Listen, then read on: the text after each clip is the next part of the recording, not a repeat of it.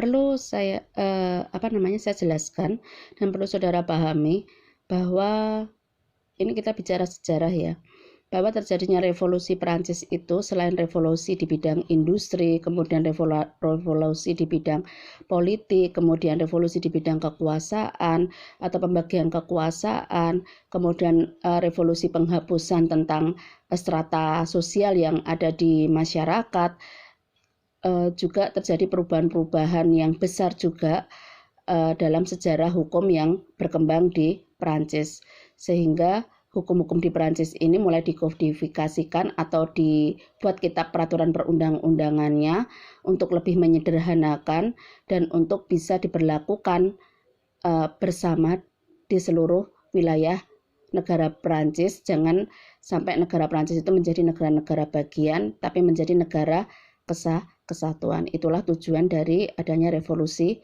Prancis. Revolusi terbesarnya kalau kita lihat dulu pelajaran sejarah di SMA itu adalah kita memahaminya adalah revolusi industri. Padahal bukan hanya revolusi industri dan revolusi penghapusan strata sosial yang juga ikut dalam sejarah, tetapi juga revolusi di bidang hukumnya.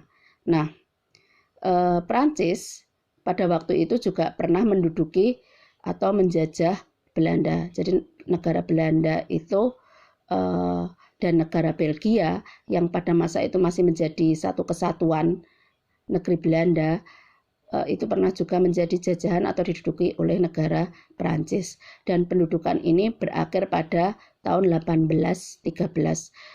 Walaupun negara Belanda ini diduduki oleh negara Prancis, namun faktanya karena negara Belanda ini juga termasuk negara yang besar dan memiliki kekuasaan, dan ada raja yang ditempatkan atau ratu yang ditempatkan untuk memimpin negara tersebut oleh Prancis, negara Belanda pun juga bisa menguasai atau menjajah negara lain, khususnya negara-negara di luar Eropa, yaitu Asia dan Afrika.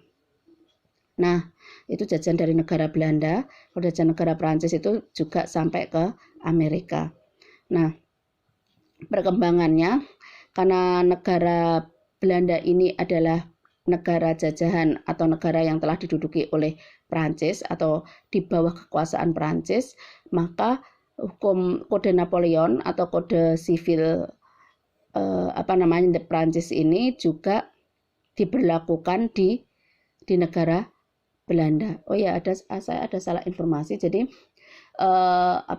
kitab undang-undang hukum Prancis ini itu dijadikan satu, baik itu hukum perdata maupun pidana. Maaf kalau tadi saya salah informasi. Jadi makanya kalau kita melihat HIR atau BW yang lama yang diterapkan di negara Belanda di awal-awal adanya kodifikasi itu, antara hukum privat dan hukum publik itu masih menjadi satu kesatuan kodifikasi. Kemudian setelah adanya di mana negara Belanda telah lepas dari kekuasaan Prancis tahun 1813 oleh panitia yang ditunjuk oleh ratu, yaitu diketuai oleh Mr. J. M. Kemper, yang bekerja dari tahun 1776 sampai 1824 untuk menyusun peraturan perundang-undangan yang ada di Belanda. Inilah akhirnya antara Kitab Undang-Undang Hukum Perdata BW dan Beverly van BVS itu saya lupa ya, untuk Kitab Undang-Undang Hukum Pidananya dan Kitab Undang-Undang Hukum Dagangnya, Burgerlijk van Copenhagen ini dipisah. Itu atas jasa dari ahli-ahli hukum yang ada di Belanda. Jadi ada 3 kodifikasi, yaitu hukum privat, hukum publik, dan hukum publik atau hukum pidananya, dan hukum dagang. Nah itu.